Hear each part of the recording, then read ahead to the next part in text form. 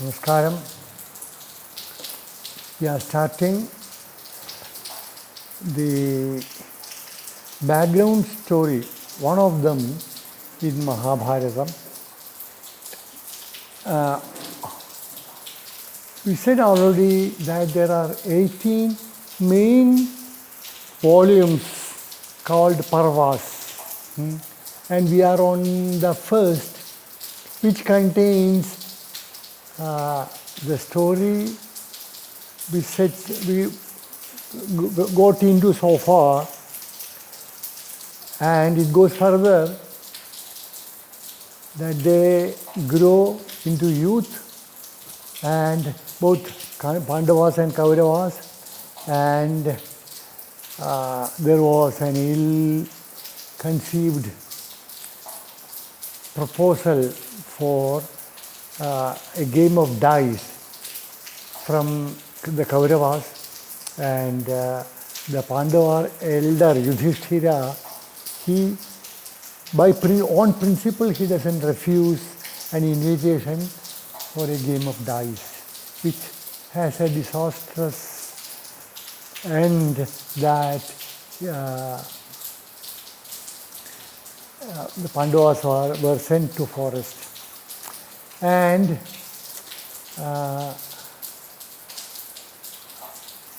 up to that, until they play the game of dice, is in the first Parva. It's called Adi Parva or the first Parva. And the background story which we are going to start today is also part of the first Parva. I am generally following the Malayalam version, which is also in verse. This is the first, and there are 6 volumes like that. The Sanskrit, this is the Sanskrit version. There are 7 volumes like this. Actually, the Sanskrit is a lot more compact, is simply because normally in books for poetry they go line by line, one line, the next line. They don't continue. But in the Sanskrit version, in the old style, it goes continuously. Even if one verse ends in the middle of a line, they continue with the next verse. It is written like prose, but actually in poetry. So we are on the first volume itself, and the story we are going to go into is the story of Yayati. He was one of the ancestors of the Kurus, including the Pandavas.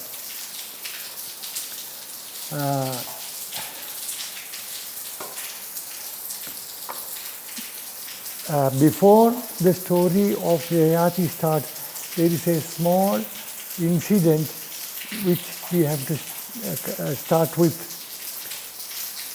where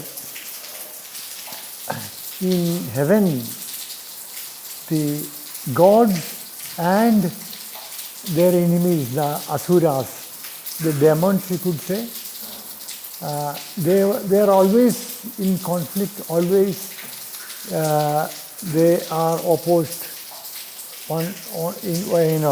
they are opposed to one another, and they often have fights, and both sides there are deaths. The gods have a priest by name Brihaspati. Brihaspati is a name of also one of the planets, planet which is in English name of week it is Thursday, or I think it is Venus, or yes, the second one. And the Asuras have got their priest by name Shukra, and Shukra is the name of Friday, which is, I think, Jupiter, Venus. What is that name? I forget. Anyway, at that time, the Shukracharya, the priest of Asuras, he knew the secret of a mantra. It was very powerful. If anyone died, with the help of the mantra, they could, Shukracharya could, which induce life in him. He will be alive again. Gods didn't have any such power. Brihaspati didn't know. And it was much later that the two sides decided to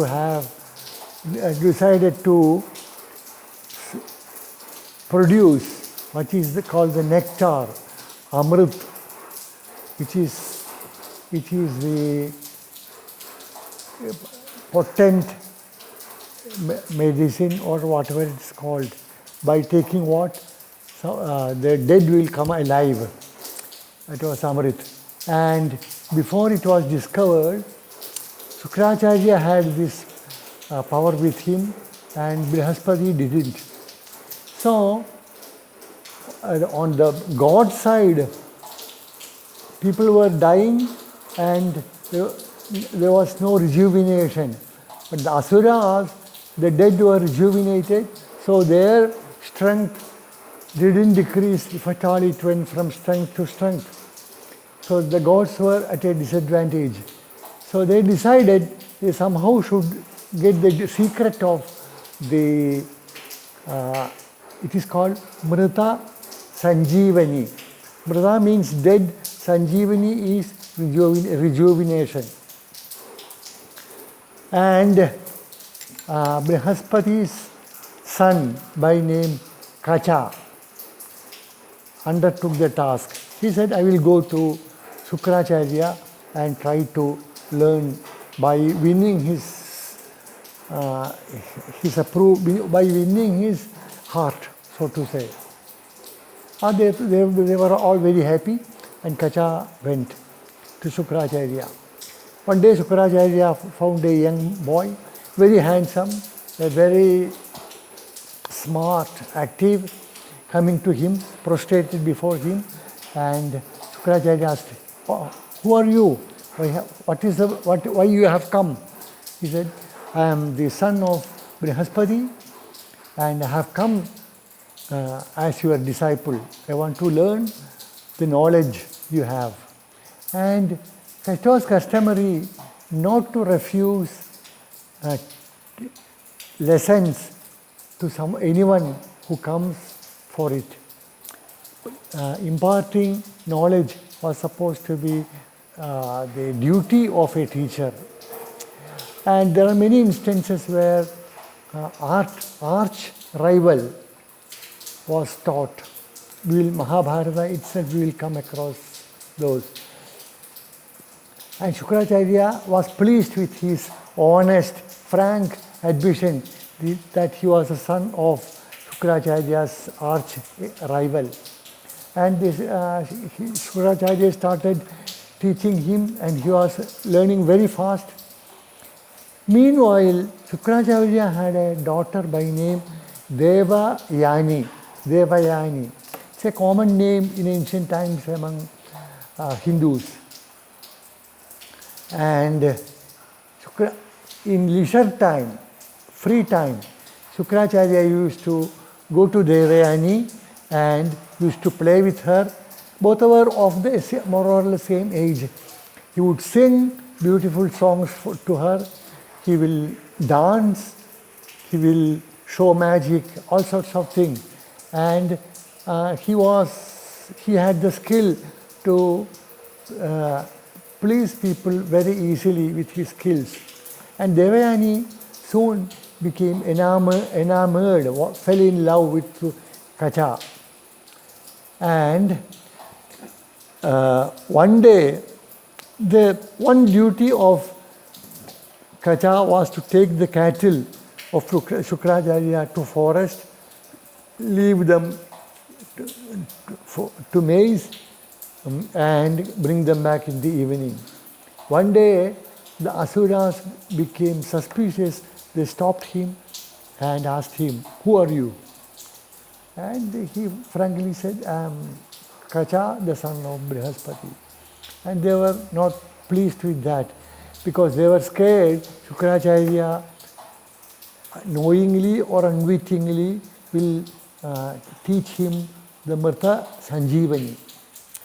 So they didn't go for any further delay. They killed him and cut him into pieces and fed him to wolves. And evening, the cattle came on their own by habit, but Kaca was not there. And Devayani became frightened. She went to Shukracharya and said, "Father, the cattle have come, but Kaca is not with them. I am afraid that the Asuras have done some mischief to him." And Shukracharya thought, he meditated on that and he realized that something must have happened. So with Mrta Sanjeevani, he chanted it, and all those wolves which ate Kaca, they fell down dead, and from their stomach the pieces came together, and Kaca came alive and came and prostrated before Shukracharya, and he narrated the incident. We will need another day to complete this part. So today I stop. Namaskaram. Tomorrow we continue.